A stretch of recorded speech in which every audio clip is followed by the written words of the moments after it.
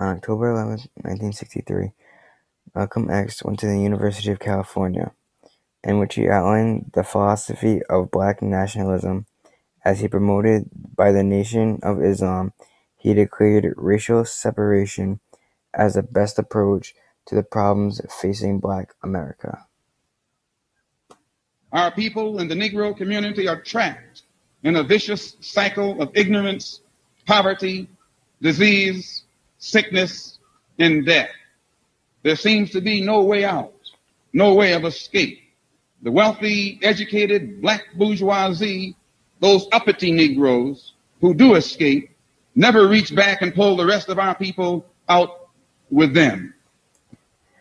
Right there, Malcolm is showing us pathos, and by showing pathos, he's showing us the emotion and the examples of what is happening to the blacks because they cannot have the things the whites have, and he is showing us what is happening to them every day. The black masses remain trapped in the slums, and because there seems to be no hope or no other escape, we turn to wine, we turn to whiskey, and we turn to reefers, marijuana, and even to the dreadful needle, heroin, morphine, cocaine, opium, seeking an escape. Many of us turn to crime, stealing, gambling, prostitution, and some of us are used by the white overlords downtown to push dope in the Negro community among our own people. Unemployment and poverty has forced many of our people into a life of crime, but the real criminal is in the city hall downtown. Right there, Malcolm X is showing us pathos once again, because since the black people are going into poverty and dying from all these different diseases, they try to find a way to get money and supplies by doing illegal things such as stealing and other crimes. They can become better and they can pay their debts by doing these crimes. State House and in the White House in Washington, D.C. The real criminal is the white liberal, the political hypocrite. And it is these legal crooks who pose as our friends, force us into a life of crime, and then use us to spread the white man's evil vices in our community among our own people. The Honorable Elijah Muhammad teaches us that our people are scientifically maneuvered by the white man into a life of poverty. Because we are forced to live in the poorest sections of the city, we attend inferior schools, we have inferior teachers, and we get an inferior education. The white power structure downtown makes certain that by the time our people do graduate, we won't be equipped or qualified for anything but the dirtiest, heaviest, poorest paying jobs that no one else wants.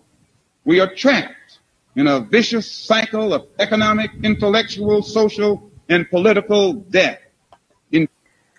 Malcolm X is showing ethos and is saying that Elijah Muhammad teaches them that the whites have the power over the blacks and will do anything to keep their power over the blacks.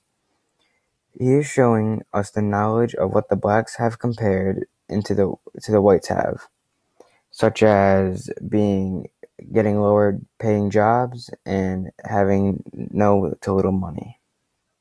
Inferior jobs, inferior housing, inferior education, which in turn again leads to inferior jobs.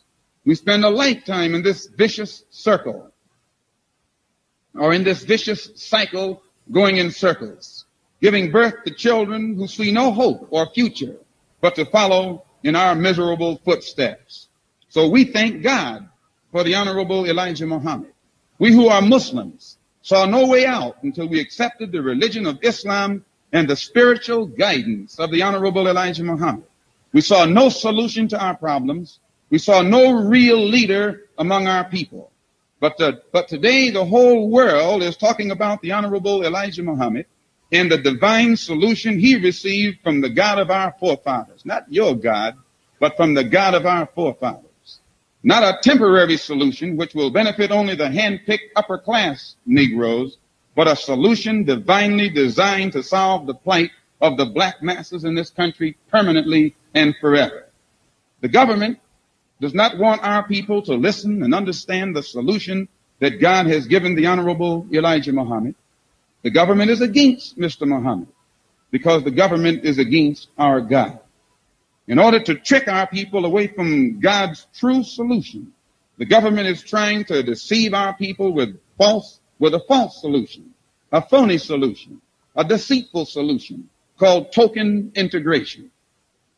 I may add, whenever you get on the bus or the subway or the streetcar and you have to use a token, that token is not the real thing, but it is the substitute for the real thing. And wherever you have a token, you have a substitute. And wherever you have token integration, you don't have anything but a substitute for integration. And there's no real integration anywhere in North America, north, south, east, or west, not even in San Francisco, Oakland, or Berkeley.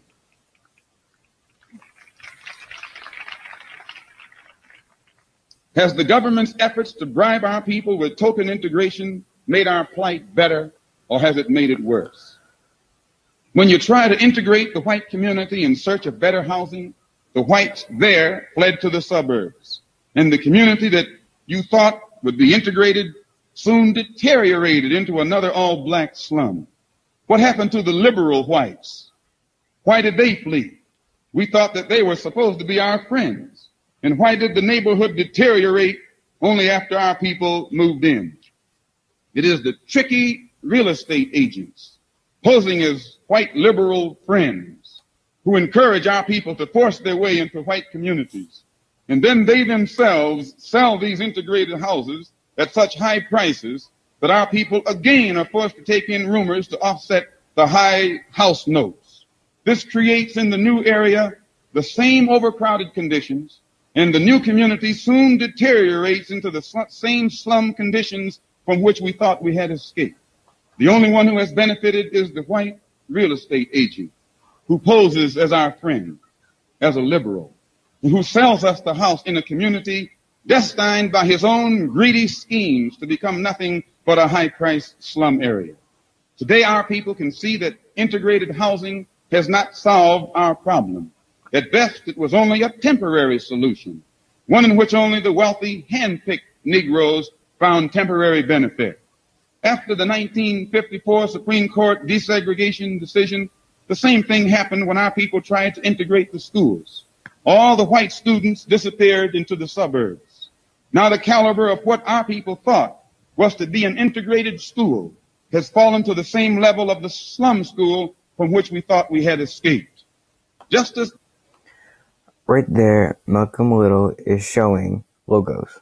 He's saying when the whites were going to school, they went to the richer part of town, and the blacks went to the poor part of town.